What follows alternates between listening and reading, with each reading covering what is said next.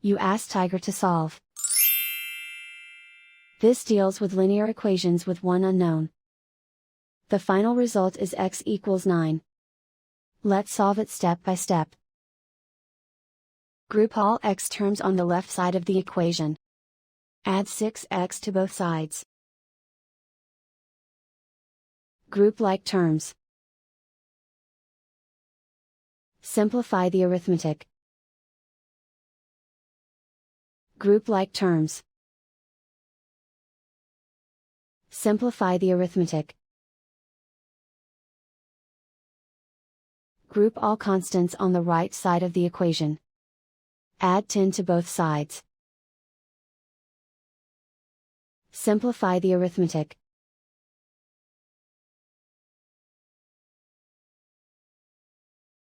Isolate the x.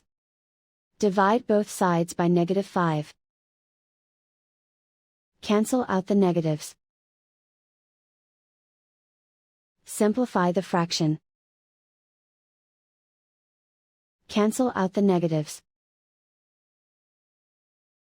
Find the greatest common factor of the numerator and denominator. Factor out and cancel the greatest common factor.